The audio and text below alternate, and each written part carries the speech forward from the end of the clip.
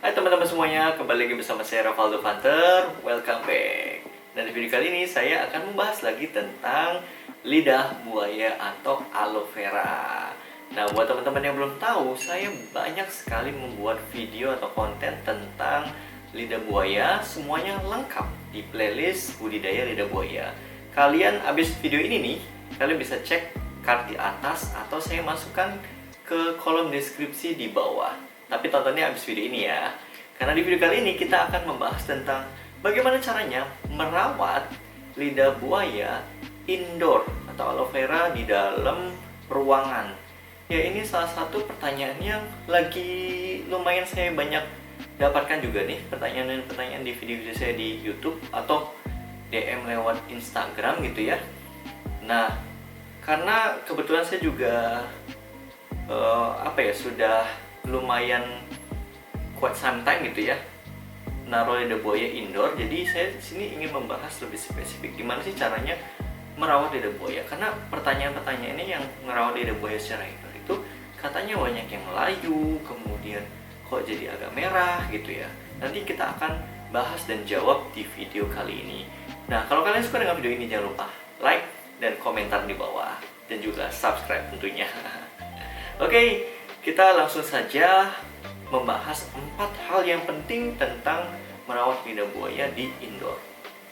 Yang pertama adalah terkait dengan cahaya matahari. Ya, lidah buaya itu sebenarnya adalah tanaman gurun loh, buat yang nggak tahu ya. Jadi dia suka sekali yang namanya cahaya matahari.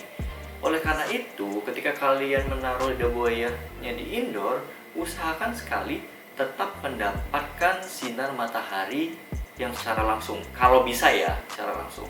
Nih, misalkan saya yang besar ini saya taruh di dekat jendela di sini, jadi dia lebih bagus hasilnya kalau misalkan bisa tetap dapat sinar matahari lewat jendela atau lewat pintu yang sering dibuka gitu ya.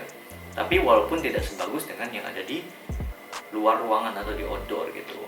Nah, bedanya dengan tanaman buah saya ini ditaruh di bawah rak buku karena buat hiasan hijau-hijau gitu ya.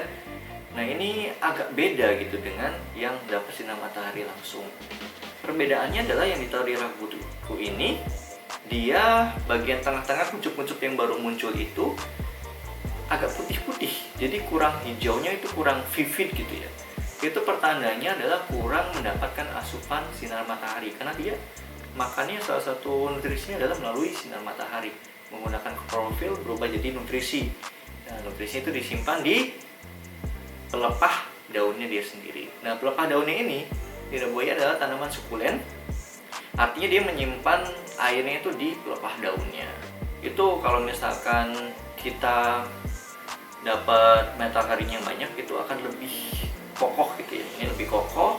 Nah, ini yang agak kurang dapat sinar matahari, agak lembek sedikit, kayak kerasa gitu, ini kurang seger gitu dibandingkan yang masih dapat sinar matahari yang cukup banyak. Lebih baik kalian seminggu sekali itu taruh di luar ruangan agar dia bisa dapat kena sinar matahari yang intensif gitu ya. Jadi dia bisa cepat mengembalikan ke dalam kondisi semula. Jadi dia bisa dapat nutrisi banyak sekali lah. Ini kayak gini contohnya. Ini masih putih-putih gini, jadi biar cepat hijau kembali. Beda dengan yang ini, kondisinya hijau full dari awalnya juga sudah hijau gitu ya. Si kuncup-kuncup atau tunas-tunas kecil baru di tengahnya itu. Ya, lidah buaya itu tumbuh dari tengah, baru tambah besar gitu ya. Itu satu hal yang paling penting menurut saya yang pertama.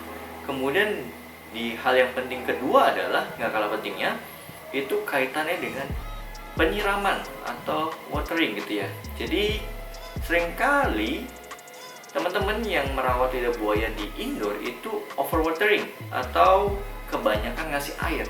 Yang efeknya adalah, yang udah nonton video saya banyak sekali, 17 video tentang lidah buaya itu pasti udah hafal. Kalau kebanyakan air itu akan membuat dia jadi malah layu.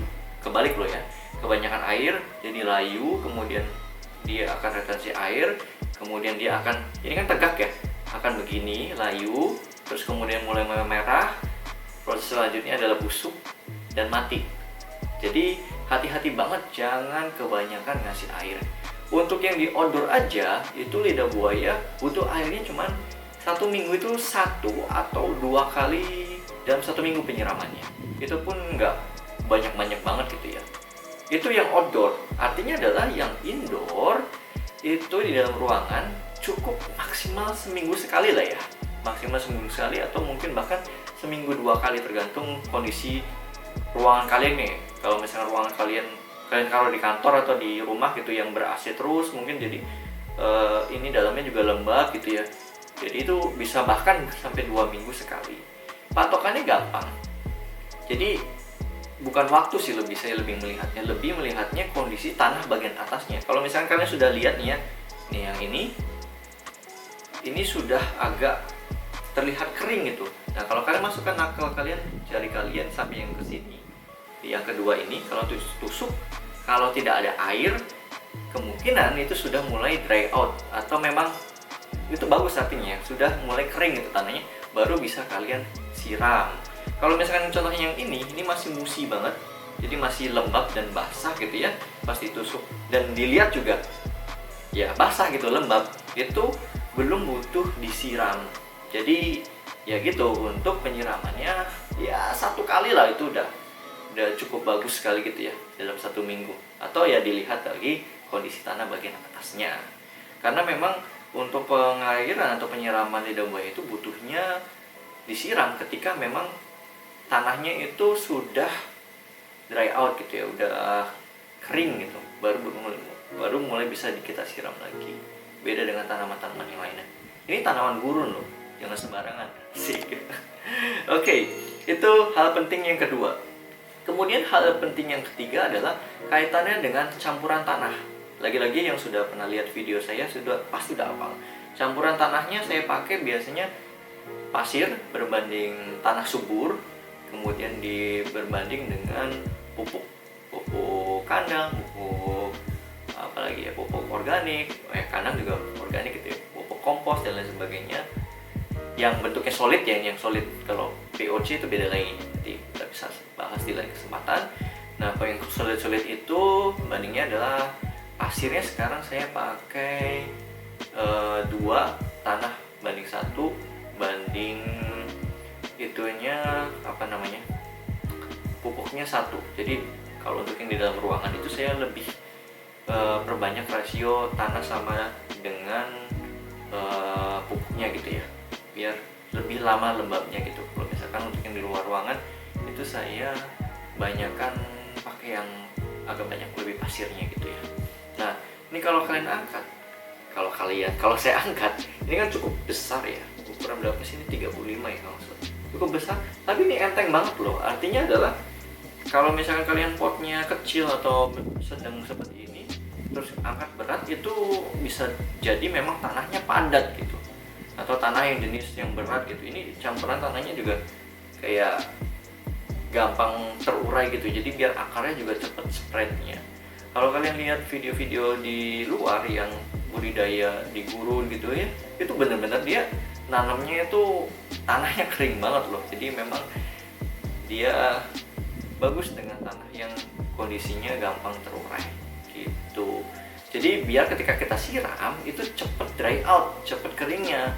Jadi seminggu kemudian nanti kita bisa siram kembali kayak gitu.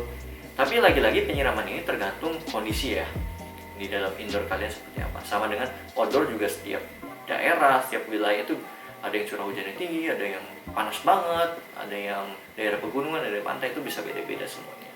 Itu yang ketiga, hal yang penting ketiga. Nah, hal yang penting yang keempat adalah kalau kalian sudah melakukan yang pertama, kedua, ketiga, terus kok tetap lemes, ini buayanya tetap kok kayak banyak gitu, nggak keras gitu ya, nggak tegak. Bisa jadi ini adalah masuk ke poin yang keempat. Bisa jadi dari awal lidah buaya kalian itu sudah stres dari bawaannya gitu ya. Jadi stresnya itu bisa diakibatkan dengan mungkin ada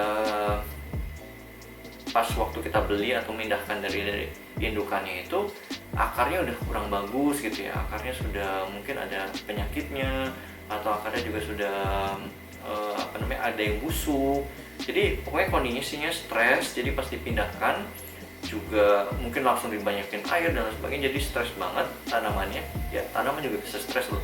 Itu jadinya ya berakibat kepada lidah buaya yang kurang subur, kemudian lidah buaya yang tidak terlalu hijau, vivid gitu, berarti kurang nutrisi juga dan lain sebagainya. Nah, kalau sudah masuk ke yang kalian warning yang keempat ini, kondisinya sudah stres dari awal, karena sudah melakukan semua hal dari poin 1 sampai 3, itu sudah lidah buaya kalian diodorkan dulu aja. Jadi sering banget diodorkan. Jadi bukan sering sih, taruh di tempat luar saja lah, taruh di tempat luar sampai kembali dia terlihat sudah mulai subur kembali. Oke, itu 4 poin utama yang penting yang sudah saya bahas terkait dengan merawat lidah buaya di indoor. Semoga bermanfaat seperti video-video yang lainnya. Nah, kalau kalian misalkan suka dengan video ini, jangan lupa like, komen, dan juga subscribe. Itu yang pertama. Yang kedua, saya ingin nanya nih, kalau misalkan kalian punya lidah buaya di rumah, boleh tahu berapa lidah buayanya? Kalau saya mungkin sudah berapa ya, 60, 70, 80, ya udah lumayan banyak lah ya. Nanti dipindahkan ke lahan baru insya Allah. Nah, kalian berapa jumlahnya, kemudian sudah sebesar apa, kemudian kalian itu dipakai untuk hanya untuk hiasan, atau untuk dipakai untuk makan, atau untuk skincare? Bisa komen di bawah, kita diskusi, ngobrol-ngobrol. Oke, gitu aja. Terima kasih semuanya. Subscribe, comment, and likes. Thank you. See ya. Bye.